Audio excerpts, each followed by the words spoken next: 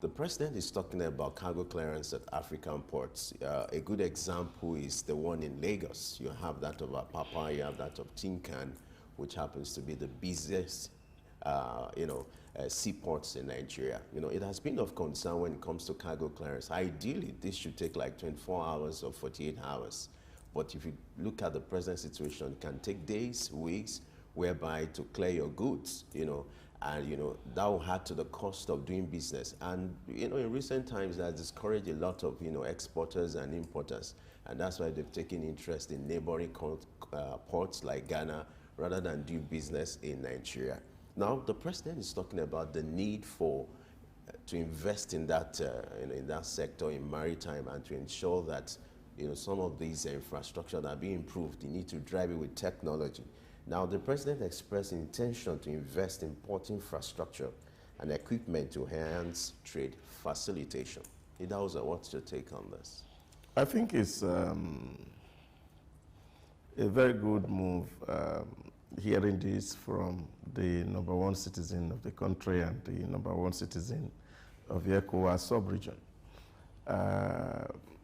We cannot overemphasize the importance of a good logistics system that works. And of course, this includes the port facilities and even all the adjoining roads and the basic infrastructure like rail that connect the ports. Because it's not just port alone, because there's so much that's involved. And the deployment of technology, especially in terms of examination of what is going out and what is coming in. Because these are the things that actually causes the delay. You remember some time ago that Nigerian tuber or roots products can't get into the UK. Because by the time they spend so much time at the port, at the time they are getting to the UK, they are spoiled. They're no longer edible. So if you want to ship, for example, vegetable from Nigeria port somewhere to Europe, now this becomes a problem because of the delays right there in the port, because the handling facilities are few, and there has not been so much investment in that area. And another issue too is not just about infrastructure, it's also to look at the human element in causing that delay. Now it's getting better that, of course, you see all manners of agencies sitting there in one port. You move from SON, you move to NAFDAC, from NAFDAC to Custom, to Immigration. All these agencies sitting down in the same port doing almost the same business. And this is a real issue.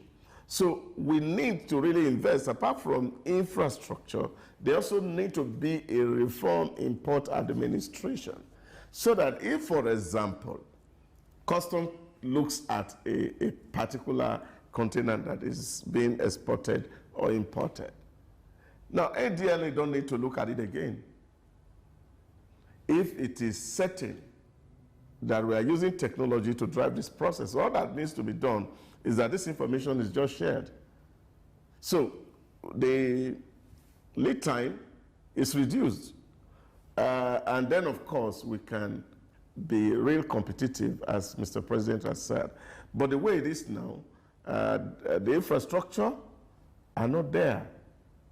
Take, for example, Nigeria has plenty body of waters, and yet the real viable ports in Nigeria is just Apapa, Tinkan.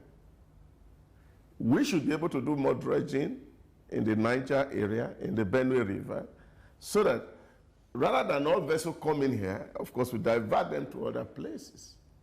Now it will amaze you, for example, the Jebalin port in the UAE handles containers that the whole of African country cannot handle in a month, in a single day.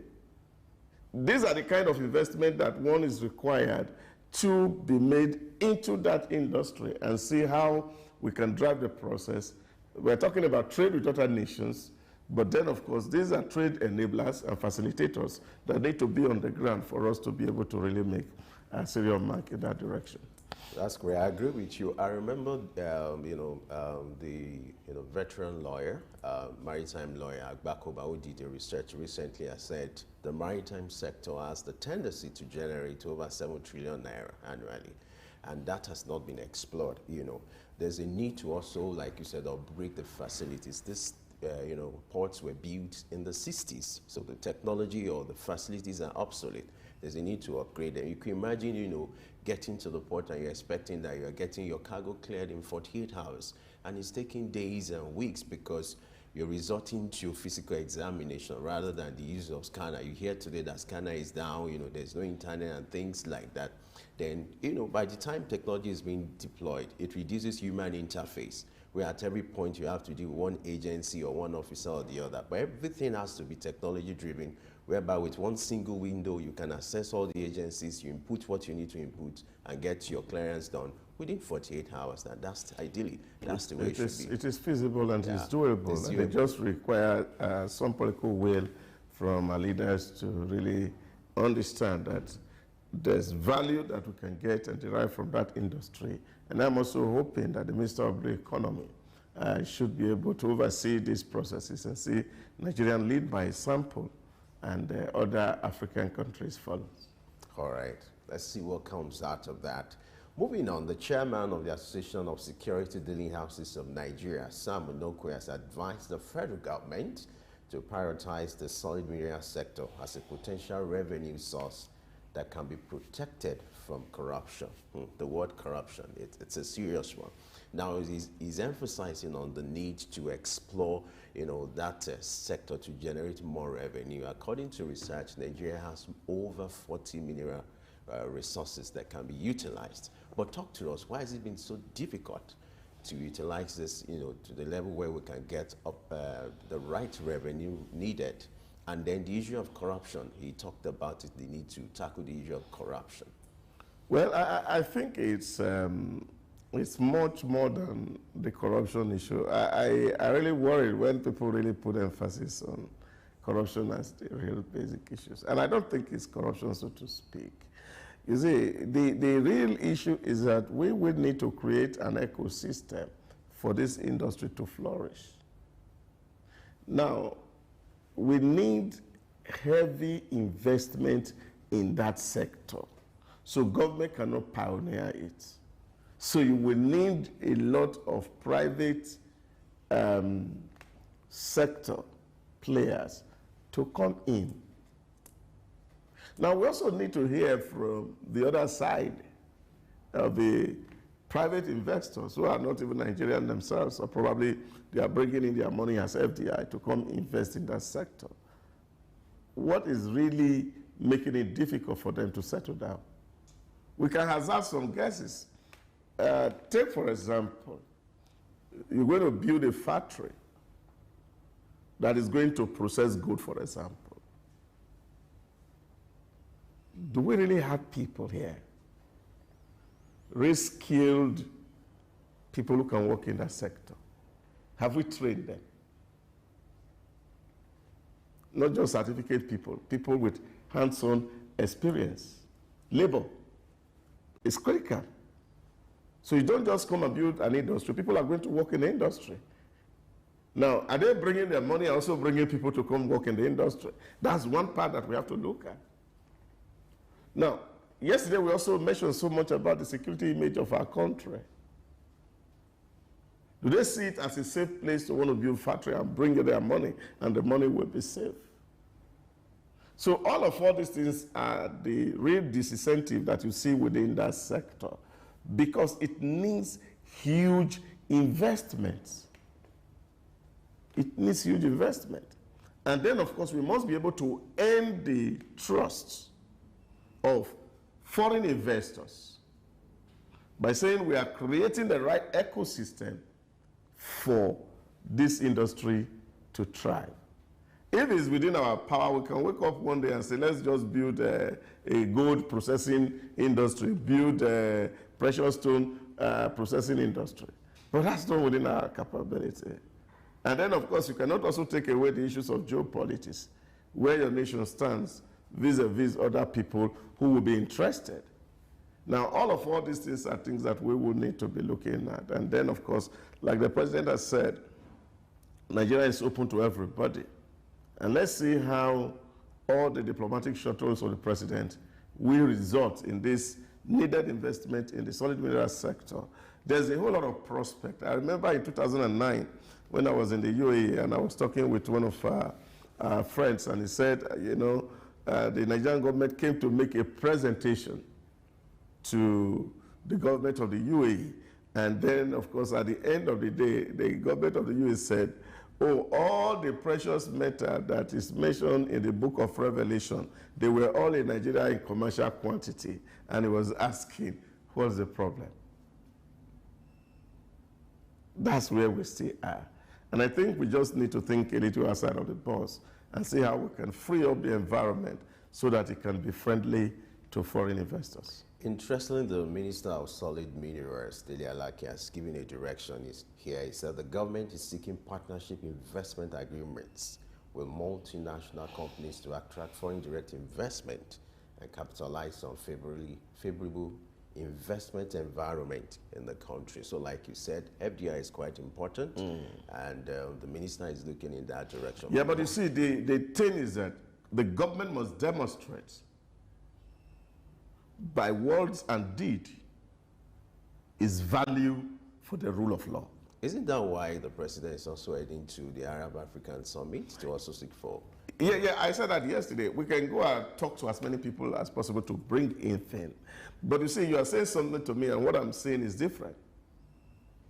We must be seen to be led by law as constitutional governments and honor the sanctities of agreements. This is the way to go. Now, if your court gave an order and your government flouts it, it sends a bad signal to an investor. So which means if I have a case in this country and I'm going to prosecute it by the law of this country, I won't get justice. So this is why I said everywhere, he who goes to equity, hands must be very clean. And this is the area where government must be able to demonstrate that when judgments are given by the courts, that they are honored. And then the court itself must be honorable enough to deliver justice to whoever deserves it, irrespective of their standing or status. Now, these are the ecosystem we need to put in place to really give the foreigners that conviction that, yes, we are ready for business. All right. Interestingly, we'll dwell more on these on our next segment to talk about, foreign direct investment. Let's move on. The next has to do with creative industry, which has the potential to become the largest export sector, contributing an estimated $100 billion to Nigeria's GDP by 2030. The creative industry has come a long way in Nigeria and, has the tendency to generate trillions of, naira, if not dollars. And so by 2030, the projection now is $100 billion to Nigeria's GDP. We can do more than that. Really? Honestly. You see, Nigerians are very creative. Everywhere in the world, we are very creative. And that's why, in recent time, we have come to actually dominated the scene, especially in the arts industry. When you look at what our young men and women are doing globally, is amazing. And this is the real reason why we need massive investment in that sector. We can actually combine it with the knowledge sector and see how much of human capital we can sell as a people. This is huge. But unfortunately, we are not paying attention to the knowledge economy. We need to pay attention to the creative industries. Everybody wants to watch Nigerian movie. There's nowhere you go to on this planet Earth where people don't jump on their head when they hear Nigerian music. I'll be wondering. We have the talents. The talents are all there. We must be able to harness them, train them. We have a lot of young people. And that is even what the demographic of our population affords us. That people within that range, they are so massive. Let's open up their heart. Let them see opportunity to create wealth. The more wealth they make, the more prosperous the nation becomes.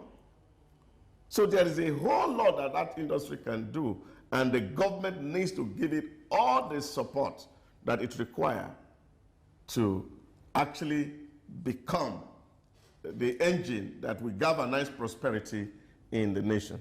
The interesting thing is, according to the Secretary of Bureau of Economics, said the industry has the tendency to generate 2.7 million jobs by 2050. So when the federal government is thinking about to create jobs, this is the solution to it. Somebody just told me and said, look at it. You guys are just too blessed. Just imagine that all you want to do is just take 1% of your population and train them as doctor and send them out in the world. Just 1%. And then imagine what fortune that can come to your country from just training 1% of your young people as doctor, as engineers, as actors, musicians, and just send them abroad. So a whole lot can be actually gained from this industry. And then, of course, it takes away the social pressure and tension that is driving people into crime everywhere around. So we need to invest in the creative sector. But the greatest challenge confronting this industry or this sector has to do with the issue of financing. So how do you think the federal government can overcome this challenge? You see, this is where, for example, where we missed it when we had the oil boom, that we were not able to actually populate our sovereign wealth fund, which is what every other nation is doing. You create a sovereign wealth fund, which is, of course, the profit you make from the sale of your basic export, and put it in a separate fund for investment. Now, government can domicile some of these resources within commercial banks at a certain percentage of interest. That people come in here, they have access, and you set up this fund for this purpose. Number one, government will be leveraging the gains that come from the interest on the one hand, and then the royalty that will come from all the products that will be created on the other hand. And so the government become really buoyant. We have so much money to build basic infrastructure, and then, of course, invest in economic issues. All right, we seem to be talking about the issue of money now, and right now we're heading to the education sector where in a bid to attract international students and faculties, the Tertiary Education Trust Fund, TED-Fund, says it has commenced efforts to improve facilities in universities, polytechnics, and colleges of education in Nigeria. You know, you agree with me that there's a need to fund some of the infrastructure and facilities in the educational system, especially in the tertiary institutions. This has been the issue between the federal government and ASU on the need to improve, you know, the funding for education in Nigeria. You know, there's a requirement when it comes to UNESCO requirements. We've not been able to meet that in recent times. But talk to us, what do you think can be done better this time around? Now, TechFund is saying they are committed to improve the facilities in universities and colleges of education in Nigeria. You see, they said if you want to create or kill a project, you set up a committee. Isn't that supposed to make it better? You see, when a committee will need to be set up to review another committee's report, and another committee will be set up to review the other committee's report, you see, you just buy time because you don't want this to work. And I think this is the real issues with some of these agencies that we see. You know, I've had this conversation with a whole lot of people within the academia, especially with the issues of TED Fund. TED Fund is not strategic. in terms of actually bringing value to the university system. In the last 10 years, TETFund has received over 4 trillion naira. And these are not money that are just budget, but these are real money and tax that companies are paying to support education. But what do you see? In the administration of that TETFund, you know, ASU has been complaining that we don't get involved. We don't get involved. So all you see is scattered projects around various universities and say TETFund project, TETFund project. There's no strategy on ground really to drive the process. And to see that TETFund is saying we want 10 Ivy League universities in Nigeria. And this is where we want to put our money. Not just in terms of building structures that are not usable, pavilions, no. You're going to build modern lab. Because the mandate of TETFund is not just to build physical structure, it's also to support research. Where are these outcomes? Where is the accountability within the system? But this money have been released. Oh, yes, the money is there. TETFund is disbursing, and the university say we don't have control because TETFund determine what happened. So I think that in the management of that fund, really, the Academic Staff Union of Universities should be deeply involved and to see who gets what. We may not be able to fund all the 168 universities we have. We can say, oh, let's focus on 5 or 6 based on the 6 geopolitical zones. And we know that there's a star university in the west, in the southwest, a star university in the south-south, a star university in the north-central, all these things, and then everybody who wants to be able to do what is meaningful should concentrate on this. It's not just scattering this money and throwing them on the ground, and we cannot really amass any single value from it. I think they still need to be much more strategic in terms of this. Now, apart from the fact that we're also going to be thinking of, nobody wants to come to university because you have a building. Nobody. So, and then who want to come to Nigeria because there is a building? The only reason that make them to come to Nigeria is because the quality of delivery, the curriculum, will fit into what they want. So we go to Oxford or we go to Cambridge, we go to Harvard, it's not because they have structures or buildings. It's the quality of delivery. And I think that is what should be much more important to TETFund than just building small structures and think that this will bring in people to come to your university environment. We need to improve and invest heavily on the manpower in our institutions. Our young PhDs or doctors need to go do postdoctoral degree to come back to teach.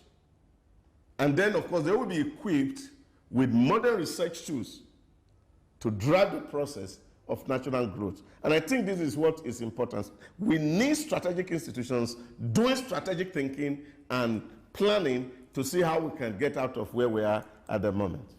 Talking about being strategic, it seems TETFund has an answer to that. Says seeking a collaboration with UK institutions to seek to address various challenges and provide solutions such as training periods, creating opportunities for Nigerian scholars to complete their studies in Nigeria. Do you think this is, deliberate and it's going to bring the right result, the collaboration between TETFund and UK institutions to provide the right training and scholarship for, Nigerian students so that they can share knowledge and then have better exposure? Yeah, but this is a point. What is TETFund doing with scholarship? Is that its primary mandate? Ministry of Education can give scholarship. What's TETFund business with scholarship? Their mandate is to build physical infrastructure and invest in academic research. And I think that is where strategy needs to be developed. Not in giving students scholarship. What's your mandate? Your core mandate is to ensure that the learning environment in the university is conducive. that the engineering departments have all it needs to compete globally. Not just building classroom and desk. The laboratories, the workshops should be equipped for research, for our students. And they're having money because this money is coming to them every year and it's rolling into trillions. This is, you see, charity begins at home.